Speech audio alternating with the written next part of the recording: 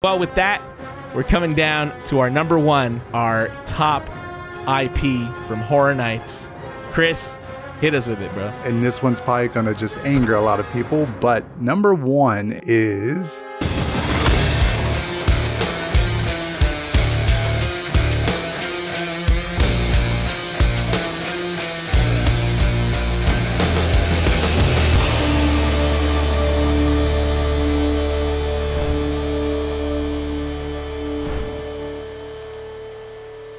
Hello and welcome back to Haunt Top 5. Today's episode is it's going to be really fun because we're going to be counting down our top 5 Horror Nights IPs. That's intellectual property. So that's any brand that Horror Nights has worked with. And joining us today to count down these IPs all the way from sunny Florida, it's Zombie Chris. Chris, welcome to the show, brother. Thank you for having me on the Haunt Line. What's up? Oh man, I'm super stoked for this, dude, because Horror Nights has definitely had a long, rich history of intellectual properties they've worked with, and the list is pretty long. But before we jump into that, Chris, let me know, how long have you been going to Horror Nights? Ooh, it's going to date me a little bit. It's going to make me sound old. I've been going since Halloween Horror Nights 13 was my first year. Wow, yeah. Nice. That's pretty cool, man. And then another question for you, too, is there any dream IP that you have that you would love to see Horror Nights team up with? Is there a dream IP that you have in mind? Yes, there is, and it's almost like an Easter egg in my background. It's always there. In fact, if you can see me pointing to it, it's a female's face. That face is Neve Campbell, who was in Scream. And yeah. Scream has a long history with Horror Nights, especially in Orlando, where we almost had it as a house and it got pulled. Oh, no. So, yeah. Really? Why did it get pulled? It was some complications between like the property, and then they wasn't sure if they were going to use the MTV like Scream.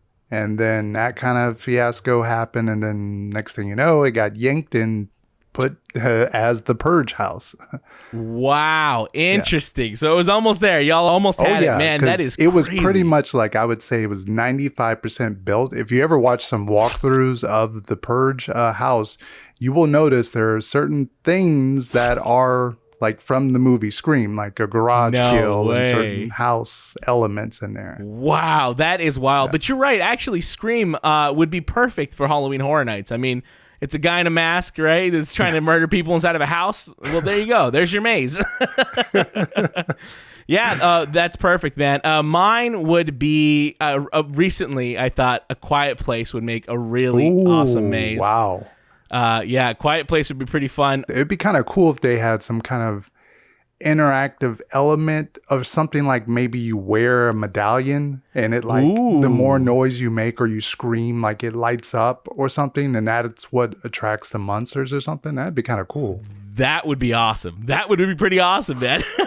It would try to make you be silent. Yeah, that's true. Well, you heard it here first. You're welcome, Universal. Send Chris's checks in the mail. Yeah. Cool, man. All right. Well, with that, let's go ahead and jump into our top 5 IPs. Chris, you are our guest. Why don't you go ahead and hit us with number 5 on your list? Number 5 is it's very strange when I say this, and because you wouldn't think this property would fit with Horror Nights, especially nowadays. Marvel was actually used way back in 2012 when Horror Nights was at Islands of Adventure. Marvel property was used where the villains actually won and they killed a bunch of the like well-known Captain America, Spider-Man. So yeah, because of that, Marvel decided the next year was like, hey, you can't do that ever again. So so that's a big one, because you would never, if you asked anybody, they would never think of those two properties together. So yeah, you're totally right, man. Wow. To think that you're right, that would never happen today. That would never happen today. Yeah, and leave it to Horror Nights Orlando to pull something off like that. That is cool, man. Yeah, it's kind of too bad that it can't happen today, because it would be cool to see, like, if they did like a Marvel villains house. Oh, yes. or just anything based off of the current MCU. So I don't know. Maybe who knows? Hopefully, maybe one day they'll strike a deal. That would be pretty cool. Number 5 on my list is actually Stranger Things. I'm starting with this one because I loved the show. I loved the characters. It was great material for a maze. I loved going into the Upside Down. I loved seeing the Demogorgons in the flesh. Now, the second year of the Stranger Things maze here in Hollywood was a little bit of a letdown. And I mean, what was the general consensus in Orlando for Stranger Things there, Chris? Yeah, it was same follow. It was a hit and miss. The first year was pretty good. It brought the crowds. Everyone was enjoying it. And then that second year, yeah.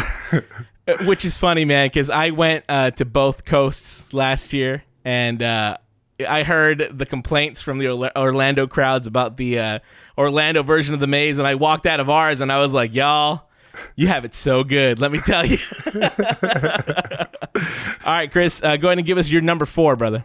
Number 4, it's not too big of a shocker, but the reason why I chose this one is because I felt this is sort of the start for us in Orlando. We typically... Some house mazes some IPs will bring other IPs. So Krampus is my number 4 pick because I felt like if we didn't start off with the Krampus, getting that attracted them to get Trick or Treat. Trick or Treat led to a zone, which led to a house, which that kind of combo led to Killer Clowns being a zone and then into a house. So it kind of all started back with, I believe, with Krampus. Nice. That is an excellent point. I never thought of it that way. Yeah, it really did open the door for those mazes. And Krampus is on my top 5 favorite mazes. That was beautiful, man. And the movie is so much fun, too. Yeah. And I feel like they fleshed it out pretty well in the maze itself. Nice, dude. Krampus. My number 4 is Insidious. Ooh. The Insidious franchise is one of my favorite horror franchise. I loved the movies from the start. And the first film was terrifying. The Further was already kind of a perfect setting for a maze anyways, right? It was all kind of dark and smoky. You had monsters popping up left and right. It was perfect, right? It was a match made in heaven. And and there's lots of great moments in there to pull from. And I think they did an excellent job with the Insidious mazes. How'd you like the ones over in Orlando, Chris? I enjoyed every time Insidious made an appearance. When we had the standalone house, it was beautiful. It was actually a tent house. Nice. Well done. And then when they brought it back for the Blumhouse mashup house, the Insidious portion was really good there too as well. Excellent, man. All right, so go ahead and hit us with your number 3 there, Chris. Number 3, which might be on your list as well, American Werewolf in London. Nice. This was something, it brought just new elements that Horror Nights did not previously do with puppetry, or at least maybe I don't know about the Hollywood side, but Orlando you're absolutely side, correct. It brought something they've never really kind of used before with the puppets. And also, it's one of the only houses, I think, in Horror Nights history that was so well received that they brought it back. They never ever do that at Horror Nights. They never ever repeat a house. And this was the first one because it was such a fan favorite. They brought it back.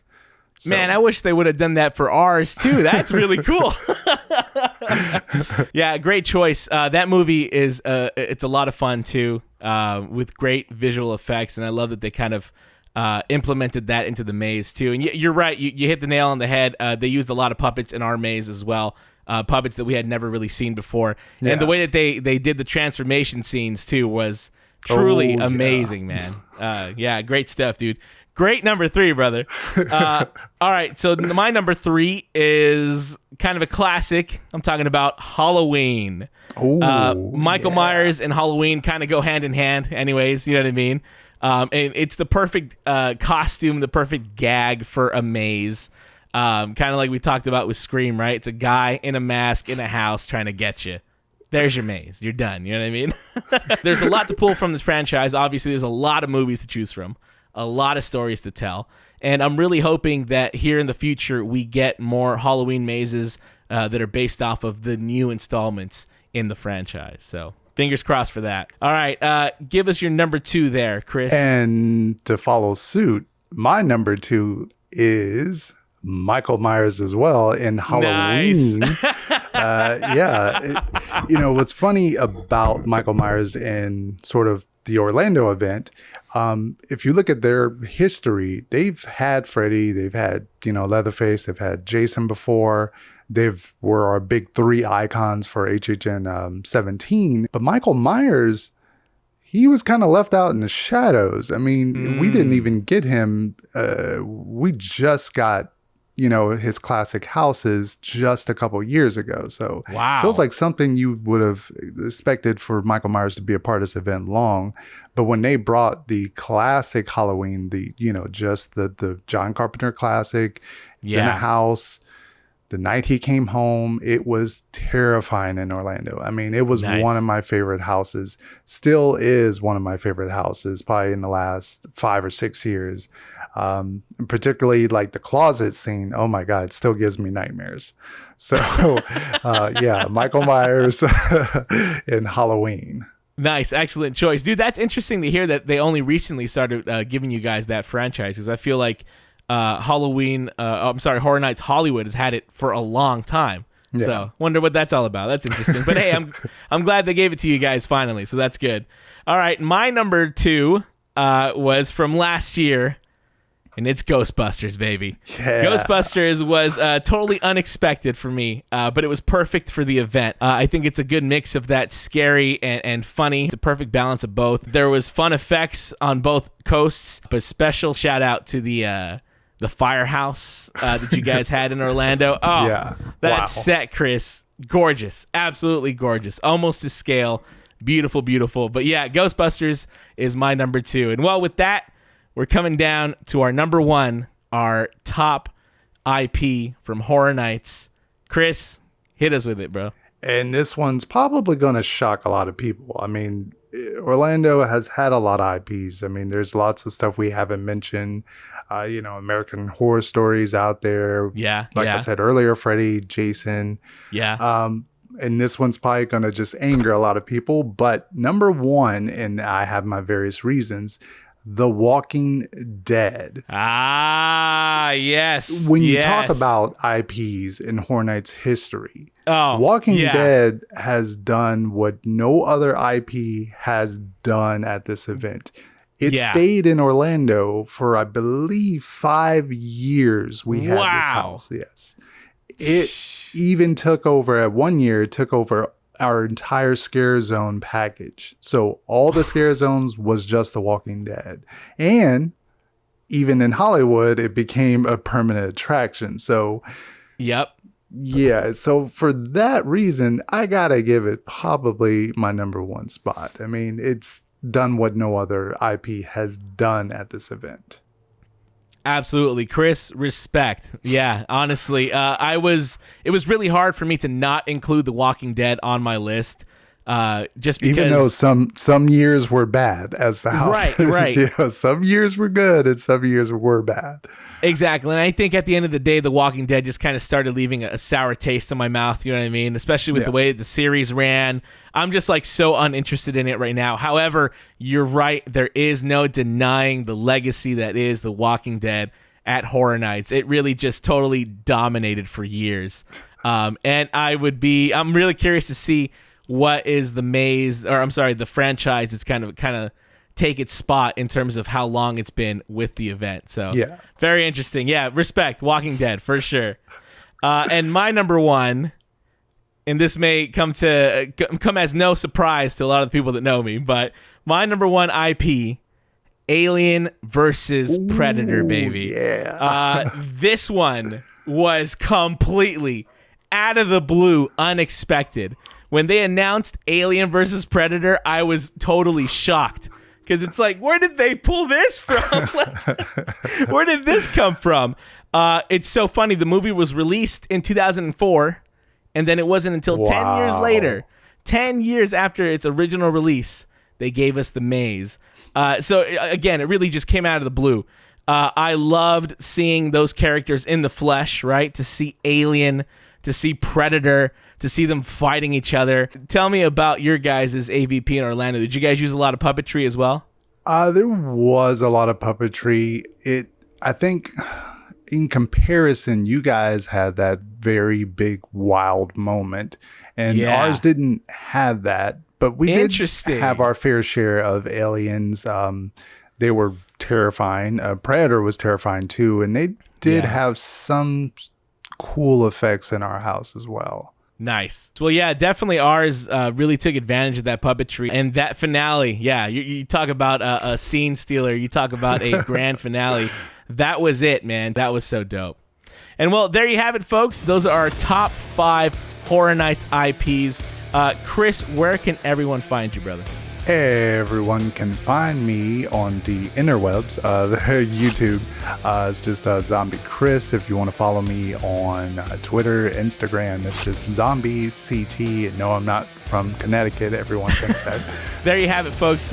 Be sure to give them a follow. And, of course, you can find us on Instagram and Twitter at The Hauntline. You can find us on the web at www.thehauntline.com. And you can also find our podcast wherever you download podcasts. Chris, once again, thank you for being on the show, brother. Thank you for having me. Yeah, of course, man. Until the next time, thank you for calling The Hauntline.